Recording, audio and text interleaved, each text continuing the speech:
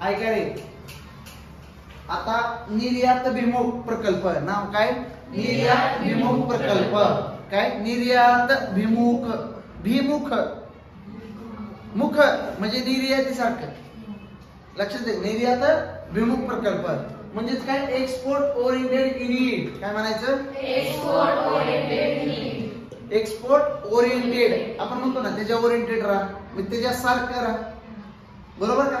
Export oriented, निर्याती सारखं unit. कळलं? म्हणजेच काय? निर्याती सारखं आपण काय तयार करायचं? प्रकल्प किंवा युनिट तयार करायचं. मग हे EOU काय म्हणायचं त्याला?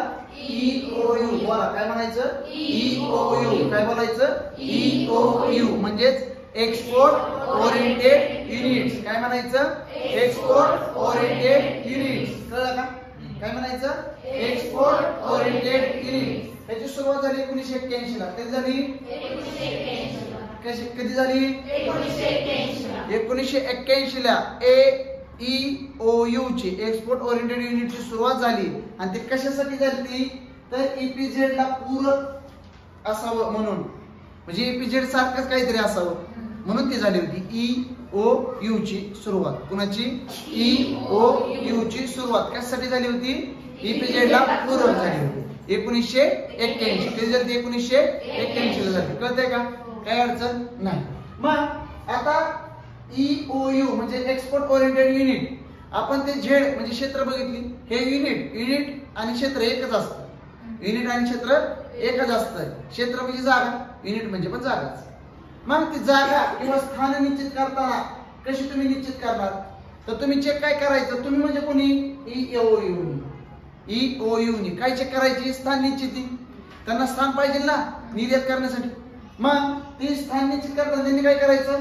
कच्चा माल कुठे मिळेल, तिथे निर्यातीसाठी बंदर आहेत का, तिथं टेक्निकल गोष्टी म्हणजे तांत्रिक कौशल्य असणारी गोष्टी आहेत का, सोबत तिथे इंडस्ट्रियल एरिया आहे का, सोबत लँड आहे का, तिथं जागा आहे का, काय काय आहे का, कच्चा माल मिळेल का तिथं, म्हणजे कच्चा माल निर्यात करायला सोपं जाईल का, निर्यात बंदर आहेत का, म्हणजे निर्यात तुम्ही जहाजाने करणार ती बंदर तिथं आहेत का ते चेक करायचं. परत टेक्निकल गोष्टी तिथे अवेलेबल होतील का, टेक्निकल म्हणजे तांत्रिक कौशल्य असलेले लोक मिळतील का, सोबत तिथे इंडस्ट्रियल एरिया असेल का, औद्योगिक जागा आणि लँड जागा मिळेल का आपल्याला तिथं जागा त्या युनिटसाठी. कशासाठी? युनिटसाठी. एवढ्या 5 गोष्टी त्यांनी सांगितलेल्या आहेत. कच्चा माल,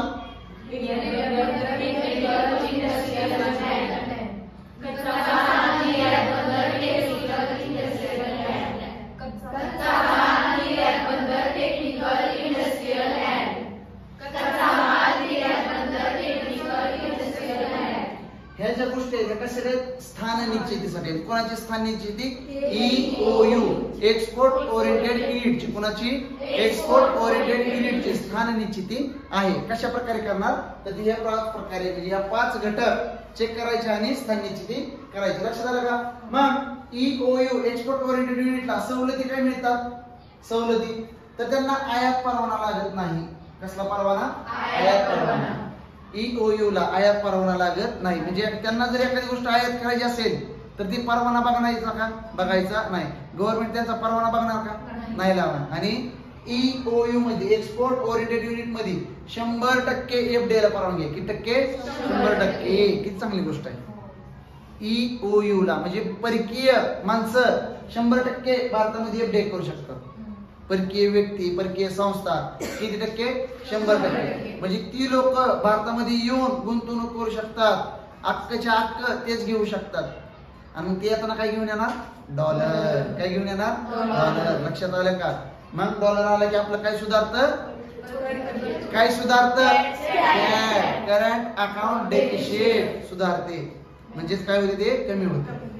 सुधारणा तुम्ही सांगा. आणि बॅलन्स ऑफ पेमेंट सुधारतं.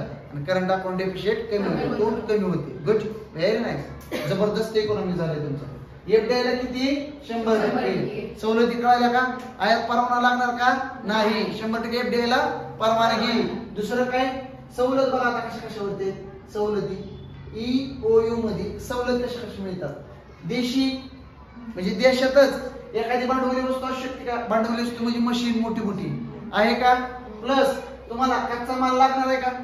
प्लस त्या एखाद्या मशीनचे सुट्टे भाग घेतले का तुम्ही? पण कुठले घेतले? देशातले. कुठले घेतले? देशातले.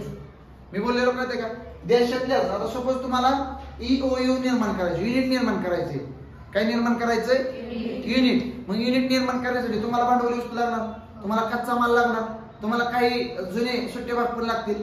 मग ते घेणार कुठे घेणार तुम्ही? भारतामध्ये, म्हणजे देशातच घेणार. मग देशात घेण्यासाठी तुम्हाला त्याच्यावरती टॅक्स लागणार का? टॅक्स लागणार. पण EOU ला टॅक्स लागत नाही. खरेदी करताना कर लागतो का? लागत नाही. नॉर्मली कळलं का मी काय बोलतोय? तुम्ही आता हॉटेलमध्ये जरी जेवायला गेला तरी तुम्हाला जीएसटी लागतो. हॉटेलमध्ये 16%, 10%, 5%, कळते का? त्याचे रेट आहे, जीएसटीचे रेट आहे. जीएसटीची कदम तुम्हाला कळणारच आहे त्या गोष्टी. माने, प्रांजल, नक्की, सुहानी, प्रीती, कर लागणार नाही देशी वस्तूंसाठी. कळलं का? ही सवलत मिळाली. प्लस आयात केली का तुम्ही? काय आयात केली? भांडवली वस्तू, कच्चा माल, सुट्टे भाग आयात केले का? मग त्याच्यावरती आयात शुल्क लागणार नाही. त्याच्यात तुम्हाला सवलत आहे. कशा कशामध्ये सवलत आहे? टॅक्स आणि ड्युटी मध्ये. कशामध्ये? टॅक्स आणि ड्युटी. ड्युटीचा अर्थ असतो शुल्क आणि कराचा अर्थ असतो कराचा अर्थ असतो टॅक्स. ह्याच्यावरती तुम्हाला लागणार नाही. कळलं का? हे काय आहे? सवलती. कशावरती?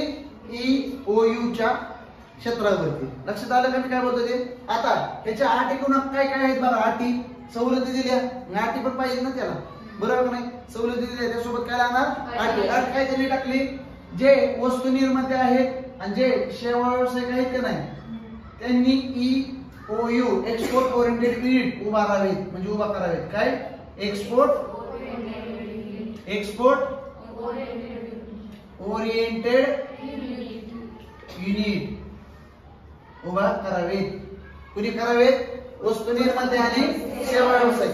फक्त व्यवसायासाठी नाही किंवा व्यापारासाठी नाही. केवळ व्यापारासाठी आहे का? नाही. मग अशी एक्सपोर्ट प्रोसेसिंग झोन कशासाठी होता? व्यापारासाठी होता. इथं वस्तू पण निर्माण करू शकतो तुम्ही. आणि कोणासाठी? सेवा व्यवसाय करतात. जी व्यवसाय लोक सेवेसाठी करतात नाही, सेवेचा व्यवसाय करतात नाही, त्यांच्यासाठी पण आहे. काय? EOU export oriented unit. कोणाकोणासाठी आहे? वस्तू निर्माण करणारे, सेवा व्यवसायिक म्हणजे सेवा देणारे आणि वस्तू निर्माण करणारे, ते सुद्धा काही उभा करू शकतात. एक्सपोर्ट ओरिएंटेड युनिट उभा करू शकतात. सोबत फक्त ते केवळ व्यापारासाठीच नाही. काय? EOU व्यापारासाठी आहे का? नाही. तर ते ह्यांच्यासाठी पण आहे. कळलं का? म्हणजे तिघांसाठी पण, वस्तू निर्माते, सेवा व्यवसाय आणि व्यापारासाठी पण, तिघांसाठी पण आहे.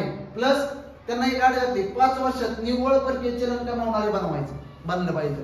निव्वळ परकीय चलन, नुसता धिंगाणा, मोकार धिंगाणा, पैसेच पैसे. कळते का? म्हणजे परकीय पैसे. कुठले पैसे? परकीय पैसे कमावणारे. परकीय चलन किती वर्षात? 5 वर्षात निव्वळ परकीय चलन कमावणारे तुम्ही बना. आणि तुम्हाला काय दिलंय? एक्सपोर्ट ओरिएंटेड युनिट दिलंय ना, तर तुम्ही नुसतं परकीय चलन कमावणारे झालं पाहिजे. हे कशामध्ये आहे? एक्सपोर्ट ओरिएंटेड युनिट मध्ये. कळलं का? गुड.